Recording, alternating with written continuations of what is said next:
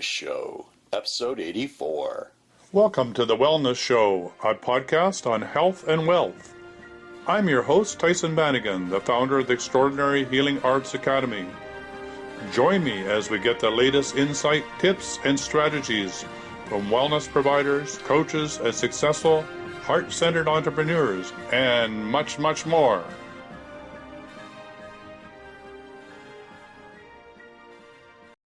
So welcome to the Wellness Show, and I'm excited today, and I'm excited always to have somebody new on the show. And today I have Brent Kisilevich, and we have actually done sessions together. He teaches Feldenkrais method, and today he's going to talk about how to improve movement and improve your life. And we've done some work together, and I have to say this is a life-changing process, at least it has been in my life. So it's great to have him on the Wellness Show and have an opportunity to ask him all sorts of questions. So to start off, he's the owner-operator of Feldenkrais Live online in the Okanagan Feldenkrais Centre. He offers instructions to groups and hands-on sessions for individuals, and now he is actually going online. So Brent, tell us a little bit about what you mean by improve movement, improve your life. Well, thank you, Tyson. Many years ago, I was one of those people that had lots of aches and pains, and I had a back injury, and I was looking for a way to change that because I was tired of this cycle over and over again of having some discomfort, going to get some therapy, feeling a little bit better, and then lasting a month, lasting a few months, lasting 6 months, and then finding myself in the same kind of thing again. And when we're going to talk about improving our movement and improving life, what we're really doing is, can we change things in how we behave? Can we change how we move? And could someone teach us that? And I happened to start looking for those types of things, and I came across the Feldenkrais method. It's really about re-educating the felt sense of yourself. What we mean by that is, can you imagine that if you really wanted to solve a problem and learn your way out of a problem, how would you go about doing that?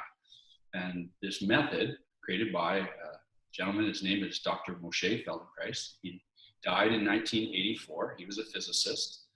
And he postulated that if there was a way in which we could learn to make changes for ourselves, that we would feel empowered and we would be more capable and more able-bodied. But more than that, we could change not only how we moved, but how we thought.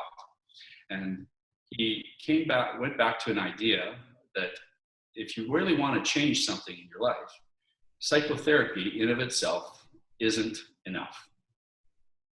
What he said is, it doesn't go back early enough in our history. We need to go back to the root of human action if we want to change human behavior. And those roots of human action are the patterns that we learned pre-verbally, the patterns for breath, patterns for how we move, the patterns for how we self-mobilize.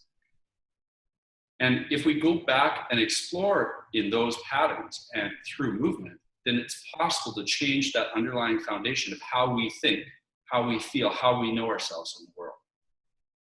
And so here I am with a bad back, trying to solve some pain and discomfort, and discovering that there's a way for me to deal with that and to change how I move and change how I think, then change how I feel and deal with and overcome the injury and the pain.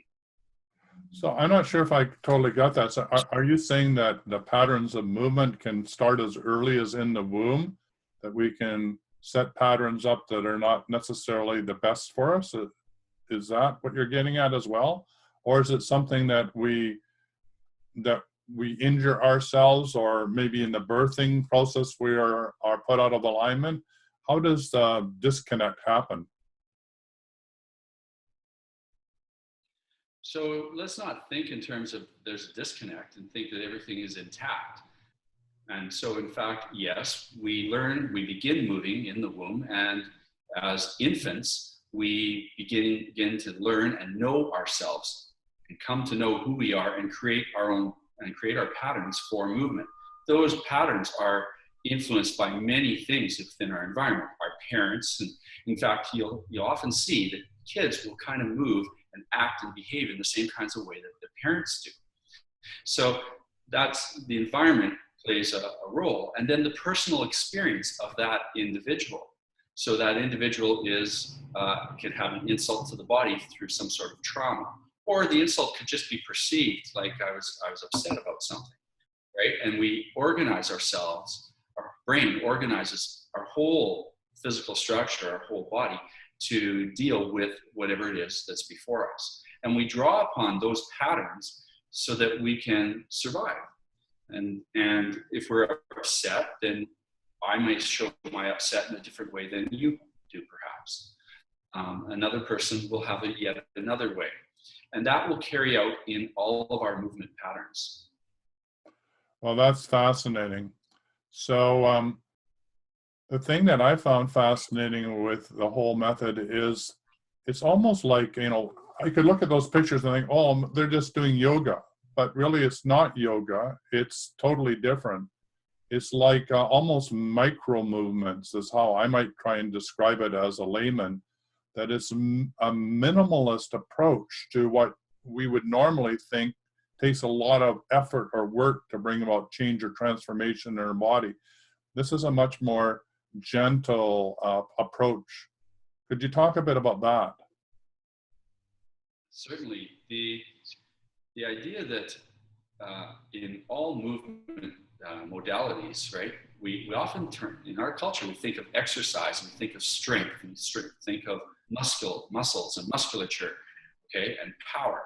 And what Dr. Feldenkrais did was just said, wait, what if we just pay attention to the initiation of a movement? What's the earliest possible moment that I can sense that I'm organizing to do something?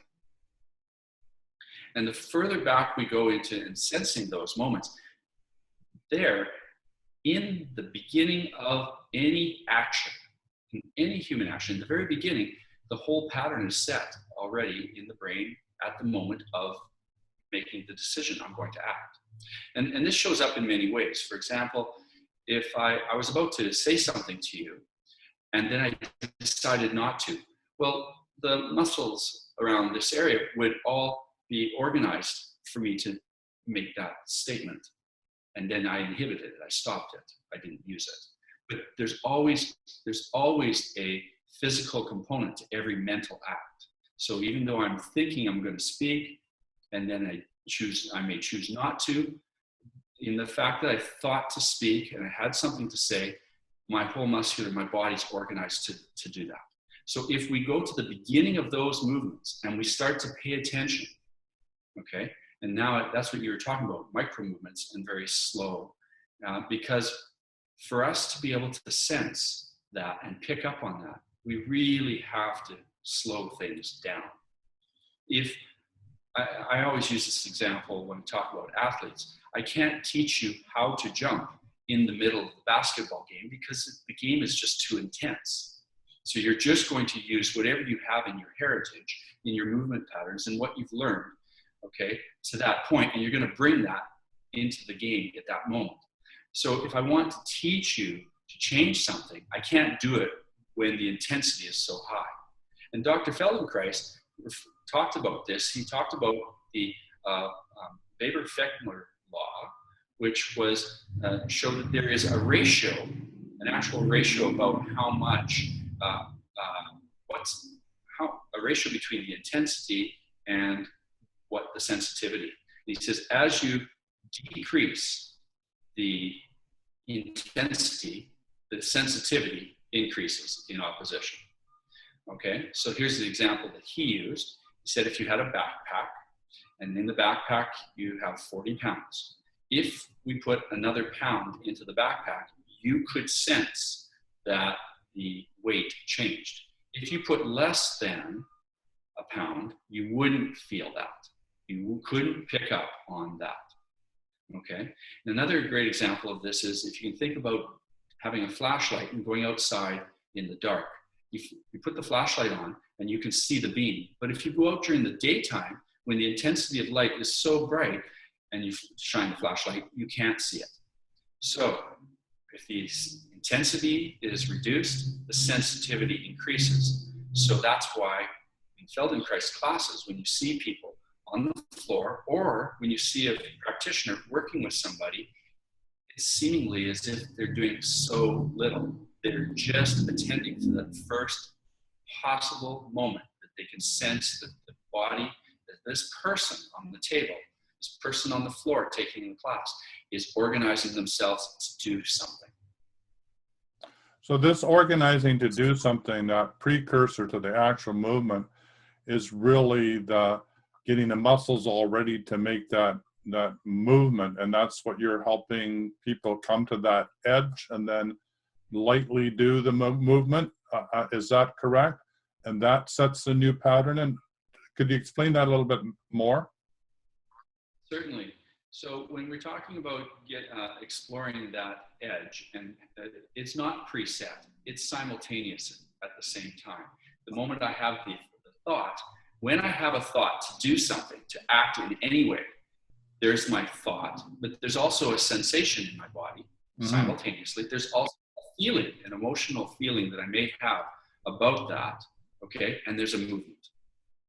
All of those are omnipresent all the time in everything that I do, in everything that everyone does. So if you're going to attend, you can never, there's never a preset. It's just that the pattern is arranged, because the brain organizes complex and adaptive patterns. That's the purpose of the brain.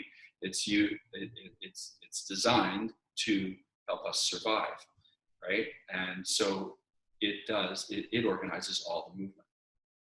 So you were talking, well, you were talking about athletes. So let's jump to an example. You work with athletes. So make that bridge between how the Feldenkrais method can be used to help an athlete, or, be better at their performance in whatever athletic, skill set that they want to acquire. Yeah, well, athletes in our culture are people who move well are paid extremely well. Right. First of all, okay. Yeah. We pay athletes a lot of money for the grace and the ease that they can bring to movements, oftentimes under incredible circumstances of intensity, like a downhill ski racer, right? Or like a basketball player making this amazing move, Michael Jordan making these incredible movements and being able to read the court and place himself in the right places. He wasn't necessarily the best jumper, the best shooter, the best dribbler, but there was something else about what he did and how he moved.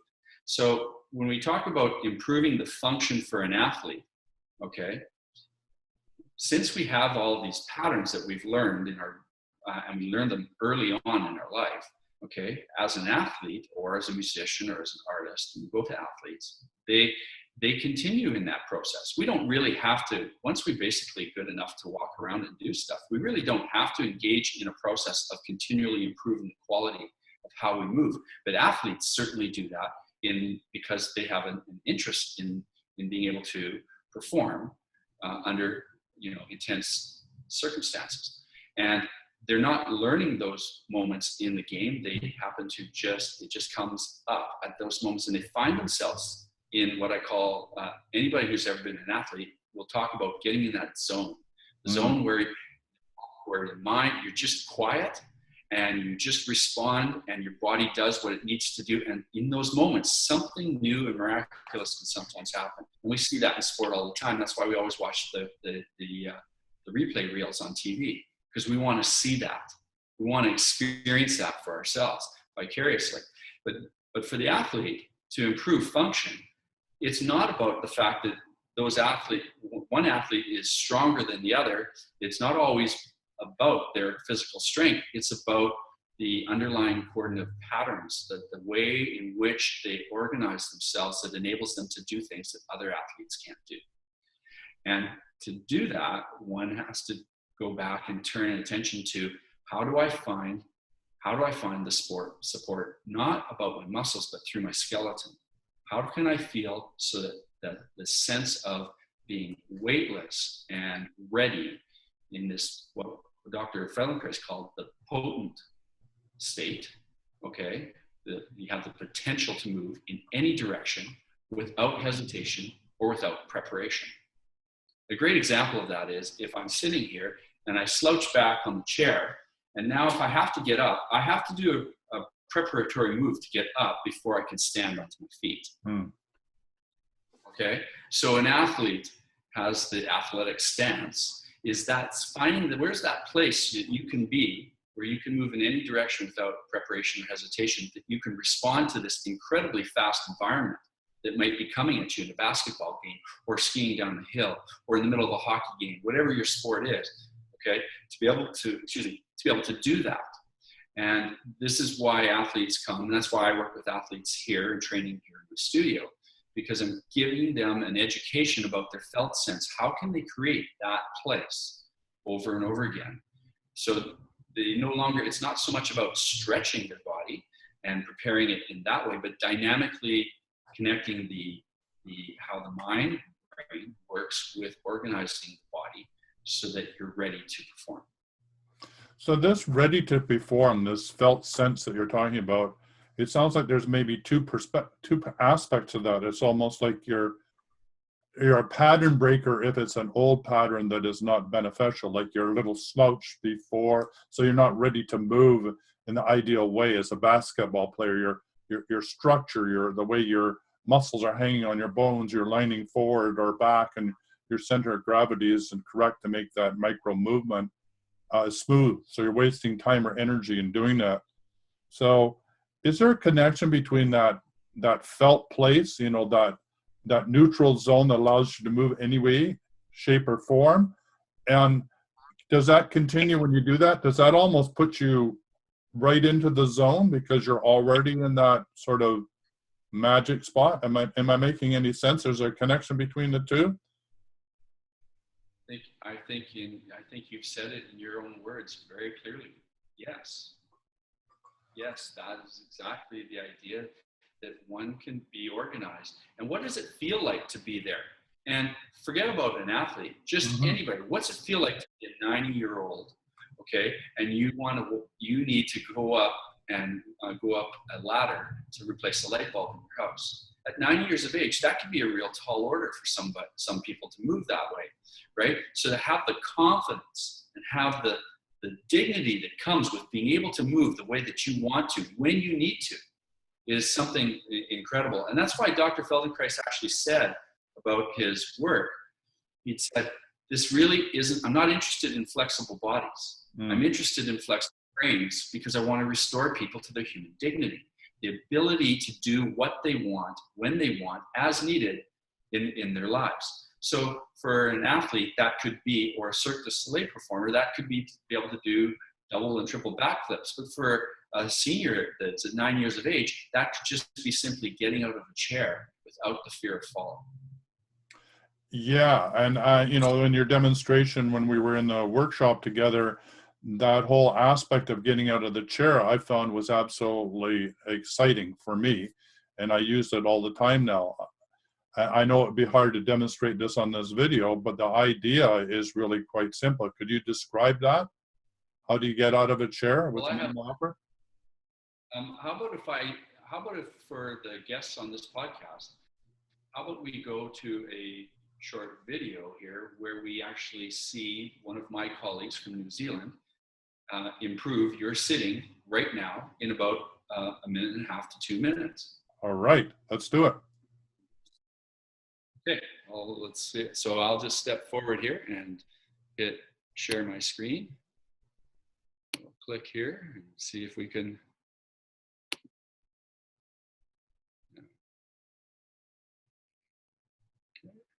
Now this just sort of came up, so I'm just going to have to scroll down to find this. Here he is. Hi, my name is David Sullivan from the New Zealand Feldenkrais Guild, and I'm going to lead you through a sequence of movements that are designed to have you sit easier, lighter, and more comfortably. So you can do this in sitting, watching the computer or your mobile, and just as long as you're sitting on a firm chair that's pretty much flat, not like a sofa, a swivel office chair is okay. And lastly, just notice what's the weight of one foot and the weight of the other foot, the weight of one arm and the weight of the other arm.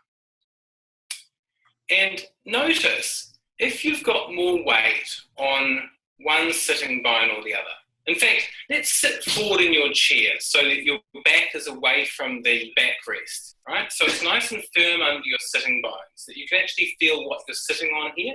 And that's what we're going to work on in this lesson. So just notice, is your weight a little bit more to one sitting bone or the other? I'm going to put my right hand lift the lighter side and put my hand underneath here. And I'm going to feel the shape of my sitting bone. Now, as you do that, just notice here on my friend, Dr. Bones, and have a look at the shape of the sitting bone on the skeleton. And you can see that it's this curved shape. Thanks, Bonesy. So, feel that with your hand. Now, if for some reason you can't get your hand under, grab a hardcover book and put that underneath, okay? So that the book comes to about your midline, right? Now, when your hand is underneath, we're going to tilt the whole body like the Leaning Tower of Pisa. The pelvis tilts and your whole spine and head tilt to the side. You feel that you're pushing down through this foot a little bit. So you're going to tilt and then back. I'm just going to take the book out and use my hand. And then you're going to tilt and to the side. Each time you come back, really come back down onto your hands. So you're sort of crushing your fingers. And back. Okay, great. Now, just notice now, take your hand away and notice if that has given you a different sensation of your two sitting bones and perhaps two sides of your body. So now, let's bring your hand under again. And we're going to tilt, and as you tilt, just notice, is it easier if you're rounded or straight or arched or just tall? And I'm not going to tell you the right way. There is no right way in general. There's only a right way for you. What the Feldenkrais method does is give you the means to find your own right way by trying different possibilities. Okay, remember, you can always come back and practice this, and then come back to your sitting bone on the ground, take your hand out, and have another little rest. And what does the weight feel like now, the weight distribution, the balance? Well, let's bring your hand under again, and we'll try another variation. And we're going to tilt, and just notice if that's any easier now, if it's easier to commit to this sitting bone, that you're not wanting to bend, that you can really take your weight over onto this side. And when you're there this time, what I want you to do is to turn your body, pivoting around this sitting bone on the ground. And so you're going to turn forward so that this hand comes forward, this knee is come forward, and then you're going to tilt back down to the ground. So now you're further forward. My hand is further forward on the ground. And now tilt, and then turn back to where you were. So I've just taken a step forward and a step back. And so we're going to tilt first, and then come forward. And notice my knee goes forward. It doesn't kind of go over to the side. And now tilt, and come back. Tilt, and how can we make this easier? The right way for you is the easiest way.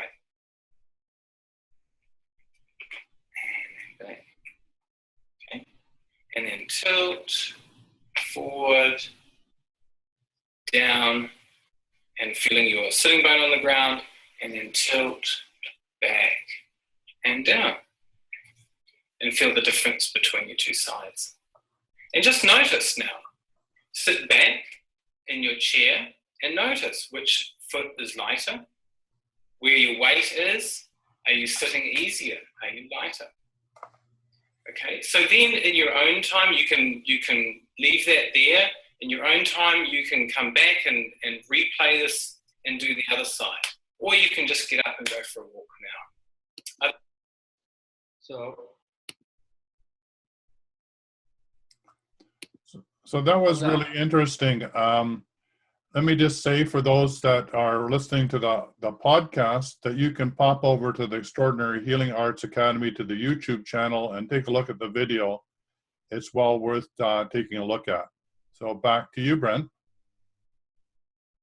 Yeah, so in there we saw all the principles of the Feldenkrais method. We reduced the effort, okay, and we broke it down to something small, something manageable, okay. Although he didn't say attend to the beginning of the movement, he was getting you to go there by bringing your attention to different parts of you. And what happens, and for anyone that had actually done the activities as you watched him and did them along with him there, you would discover that there was a change that occurred and that you could feel that. But you notice that he didn't tell you, here's what the change will be. What he said was, just notice what's different, right? Because each person will get something different out of that lesson. So that can be done with an athlete just getting ready to go out to play their sport. They're sitting on the bench and they could just be doing something like that, and it helps them get into that organized place, that state in which they can move in any direction. And so anyone who'd done that little movement there would have had some sort of sensation, some sort of change. What's interesting is you could do that same thing with a 90-year-old person, right? And they're going to have the ability that it'll change, and they'll have the opportunity to get out of the chair, and maybe that will make all the difference that they need. So the process is the same whether you're a high-performance athlete or you are a senior or you're a child. It's all the same process. It's the process of re-educating the felt sense to find the optimum, which is what the brain will do. Our brains are designed to make us efficient. That's why patterns are created. But when you come to a Feldenkrais practitioner, you're going to be able to discover what patterns do I have that are harmful to me. And the way that you'll discover if they're harmful to you is in the hands of a practitioner, you'll feel better. And you'll go, oh, I like this. And if we've done our job really, really well, if we've done our job really well, and it's something that will stick with you, you'll carry that and you'll talk about it to other people. It's just something that whatever the movement or the thing that we did, the functional pattern that you had been engaging in with the practitioner at that time, it's something you'll carry with you. And it'll show up 2 or 3 days later or a week later. It'll just stick with you because you'll say, oh yeah, I remember that and that felt so good. I want to find that again.